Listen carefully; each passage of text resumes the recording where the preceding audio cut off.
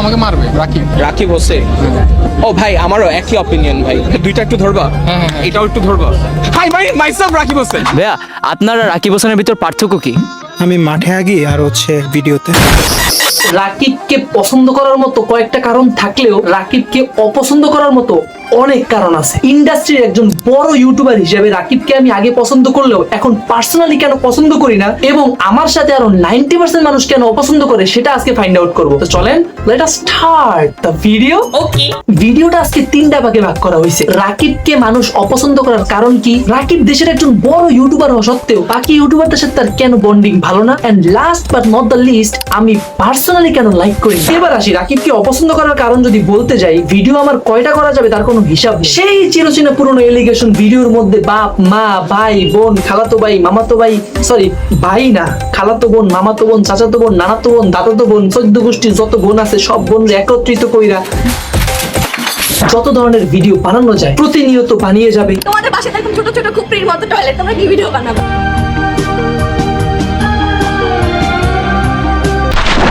এবং এই জিনিসটা ছোট ছোট বাচ্চা বাচ্চা মেয়েরা পছন্দ করলেও যাদের ম্যাচুরিটি গায়ের মধ্যে একটু হইলেও ছোঁয়া দিছে তারা জীবনও পছন্দ করবে না। এবং 2 নম্বরে একজন বিয়েটা ছেলে যে কিনা বিয়ের পর একটু দুষ্টামি করতেই পারে, ভিডিওর একটা পার্টিকুলার সেকশনে যে এটা বুঝাইতে হয় যে না আমি দুষ্টামি করলেও আমার মধ্যে ম্যাচুরিটি লেভেল একটু হইলেও আছে। ওয়েট, যে ভিডিওর মধ্যে বোরে নিয়ে নষ্টামি করে তার মধ্যে আবার ম্যাচিউরিটি? এখন বাচ্চা বাচ্চা ছেলে মেয়েদের মনের মধ্যে প্রশ্ন উঠতেই পারে, ভাইয়া ভিডিওটার একটু এন্টারটেইনমেন্টের জন্য তো এরকম এলিমেন্ট দরকারি, আর বউ নিয়ে দুষ্টামি করছে আপনারা দেখেন না, আমাদের বাচ্চাদের একটু মনোরঞ্জন করার জন্য তো কিছু ইউটিউবার থাকা দরকার তাই না? আর আমরা রাকিব ভাইকে দেখে এনজয় করি, মানে লাইফ। কিন্তু আমার ছোট ছোট ভাই বোনদেরকে বলতে চাই, ভিডিওর মধ্যে বাধ্যতামূলক মেয়ে রেখে তোমাদের এন্টারটেইনমেন্ট ইনশিওর করার জন্য নিজের কিছু পার্সোনাল নিজের কিছু কাছের বন্ধু বান্ধবকে ছাড়তেও 2 মিনিট ভাবে নেই, কারণ ভিউজ আর টাকা কমে যাবে। এবং ঠিক এই জিনিসগুলো ভালো মানুষদের মনে দাগ লাগাতে লাগাতে অধিকাংশ মানুষ তাকে ভালোবাসে না। ভালোবাসা কেন এত অসহায়? এবার আসি রাকিব হোসাইন দেশের একজন বড় ইউটিউবার হওয়া সত্ত্বেও বাকি ইউটিউবারদের সাথে কেন তার বন্ডিং ভালো না। 1 নম্বরের ওই কারণগুলোর জন্য আমাদের দেশের বড় বড় ইউটিউবাররা তাকে ইগনোর করে চলার চেষ্টা করে। Ask you something. So who's a YouTuber you dislike? বললে তো আমাকে মারবে রাকিব। রাকিব হোসেন। ও ভাই আমারও একই অপিনিয়ন ভাই। দেশের একজন 17 মিলিয়ন প্লাস সাবস্ক্রাইবারের ইউটিউবার হওয়া সত্ত্বেও তাকে আমরা মঙ্গল গ্রহের একজন ইউটিউবার হিসেবে গণ্য করে থাকি। এবার আসি last but not the least, আমি পার্সোনালি কেন লাইক করি না। আমার কারণগুলোর মধ্যে প্রথম 2টা কারণ অবশ্যই থাকবে, এবং থার্ড আমি পার্সোনালি একটা জিনিস শিট করছে আমাকে আইসা। আমি ভিডিও দেওয়া বন্ধ করার আগে আমার যারা সাবস্ক্রাইবার আছেন তারা জানেন আমি 7 দিনে 7টা ভিডিও দিছিলাম, কিন্তু আমার চ্যানেলে 7 নম্বর ভিডিওটা নাই, এবং 7 নম্বর ভিডিওটা রাকিব হোসেনকে নিয়েই ছিল। শুধু ওই ভিডিওটা না, আমার চ্যানেলের 2টা ভিডিও তো স্ট্রাইক দেয়, এবং যারা ইউটিউবার আছেন তারা জানেন একটা চ্যানেলে 3টা স্ট্রাইক দিলে চ্যানেল টার্মিনেট করে দেয় ইউটিউব থেকে। কি বলবো, যাই হোক। এখন নতুনদের মনে প্রশ্ন আসতেই পারে, ভাই তুমি কোন উল্টাপাল্টা কাজই করছো যার কারণে বেটাই তোমার এই স্ট্রাইক দিছে। আপনি দেখবেন ভিডিওর কোন পার্টের মধ্যে স্ট্রাইক দিছে। ওকে লাগাও।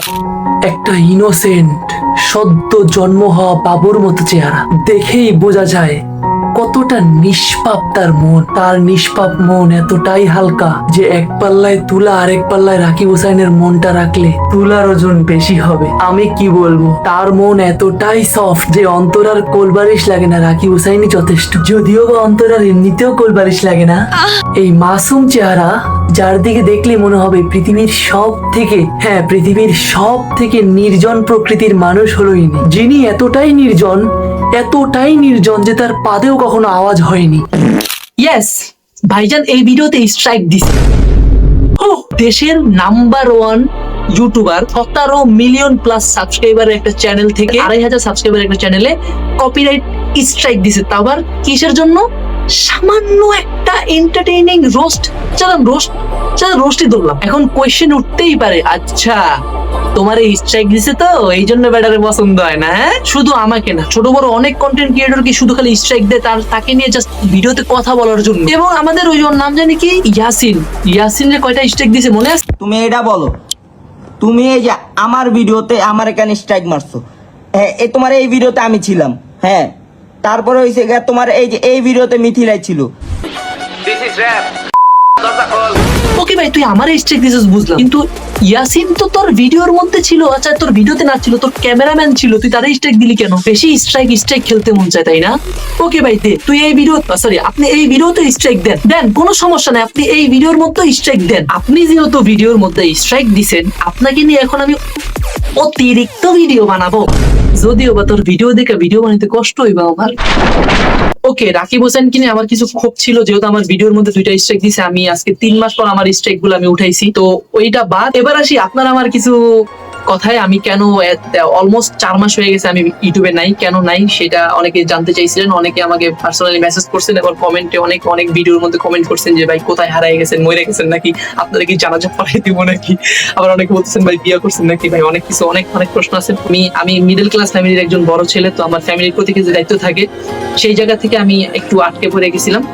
আর নতুন ব্যাকগ্রাউন্ড বলতে আমি জাস্ট অল্প কিছু না, জাস্ট এমনি একটা ব্ল্যাক ব্যাকগ্রাউন্ড দিয়েছিলাম, মন চাইছিল একটু দেই যে এখানে লাইটিং ফাইটিং করতাম, কিন্তু রাত্রেবেলা যেহেতু আমি শুটিং করি না, রাত্রেবেলা করলে না লাইটিং দিয়ে লাভ আছে, এমনিতে সকালবেলা শুটিং করলে তেমন একটা দরকার হয় না লাইট। এবং আমি পরবর্তীতে যে মোবাইলটা কিনা হয়েছিল সেই মোবাইলটা আমার হারাই গেছিল, তার জন্য আমি ভিডিওর মধ্যে আসতে পারিনি এবং নতুন একটা মোবাইল কিনছি। এবং এখন থেকে ভিডিও হবে 4K 60। প্রথম আমি যখন ভিডিও শুরু করছিলাম তখন মাত্র 12 মেগাপিক্সেল ক্যামেরায় আমি শুট করতাম, আর এখন আল্লাহর রহমতে আমি 4K কোয়ালিটি শুট করতে পারতেছি।